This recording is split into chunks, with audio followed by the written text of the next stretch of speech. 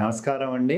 నా పేరు doctor Sundar, senior physician and consultant at Shaurya hospital, KPHB colony, opposite Nexus mall, Hyderabad. ఈరోజు మనము డెంగ్యూ ఫీవర్ గురించి తెలుసుకుందామండి. Dengue fever is a viral fever. Aedes aegypti అనే mosquito bite ద్వారా వస్తుంది. ఈ mosquito mostly morning hours and evening hours bite చేస్తుంది. దానివల్ల డెంగ్యూ ఫీవర్ వచ్చే అవకాశాలు ఎక్కువగా ఉన్నాయి.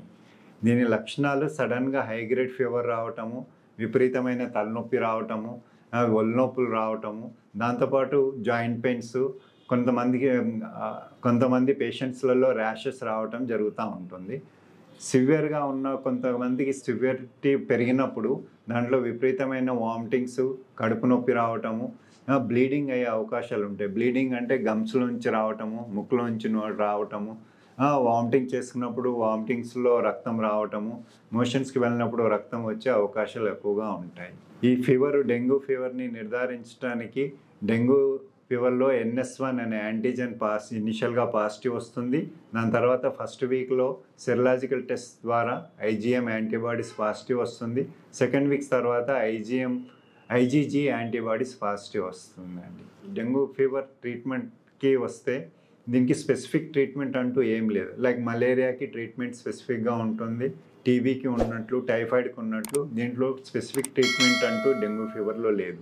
ఓన్లీ సపోర్టివ్ కేర్ అంటే ఫీవర్ ఎక్కువగా ఉన్నప్పుడు పారాసెటమాల్ టాబ్లెట్ తీసుకోవడం, ఫీవర్ 102, 103 ఫారెన్హీట్ ఉన్నప్పుడు టెపిడ్ స్పాంజింగ్ చేయటం. టెపిడ్ స్పాంజింగ్ అంటే తడిగుడ్డ, నాప్కిన్స్, టవల్స్ తోటి ఫేస్ మీద, నెక్ మీద, ఇది ఫ్రంట్ పార్ట్లో పెట్టుకోవటము, ఛాతి మీద పెట్టుకోవటము, యాక్సిలా ఏరియాలో, అబ్డమెన్ ఏరియాలో పెట్టేసి ఫీవర్ని తగ్గించడానికి ట్రై చేయాలి.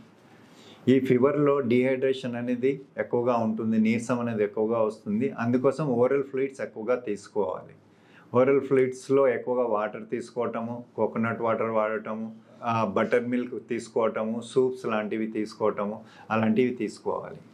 సో దీనివల్ల హైడ్రేషన్ పార్ట్ మెయింటైన్ చేసుకుంటే ఫీవర్ లక్షణాలు చాలా వరకు కంట్రోల్లో ఉంటుంది. సో ఇవి చేయంగా కూడా ఇంట్లో ఇవి పాటించడం వల్ల కూడా మనం చేయలేకపోతే దగ్గరలో ఉన్న డాక్టర్ గారిని సంప్రదించి వాళ్ళ సలహాలు తీసుకోవాలి. సో ఈ ఫీవర్ని మెయిన్గా డెంగ్యూ ఫీవర్ని ప్రివెన్షన్ ఎలా చేయాలి, నివారణ ఎలా చేయాలి? So the most important dengue ఫీవర్లో మనము జాగ్రత్తలు తీసుకోవాల్సింది నివారణ. సో దోమల్ని నివారణ చేయగలిగితే డెంగ్యూ ఫీవర్ని దూరం ఉంటాం. అంటే there is no mosquito bites, no dengue fever. దీనికి ఏం చేయాలి అంటే మనం ఇండివిజువల్ లెవెల్లో ఇంట్లోనూ చుట్టుపక్కల భాగంలో మనము శుభ్రత పాటించాలి. అంటే ఇంట్లోకి మస్టోస్ రాకుండా విండో మెషెస్, డోర్ మెషెస్ పెట్టుకోవటము, దాంతోపాటు ఇంట్లో మస్టో రిపెలెంట్స్ వాడటము. ముందు చెప్పుకున్నట్లు డెంగ్యూ ఫీవర్లో మార్నింగ్ పూట, ఈవినింగ్ పూట మస్టో బైట్ చేయటం వల్ల డెంగ్యూ ఫీవర్ వస్తుంది. కాబట్టి మస్టో రిపెలెంట్స్ నైటే కాకుండా మార్నింగ్ పూట పెట్టుకుంటే జాగ్రత్తలు ఉంటుంది.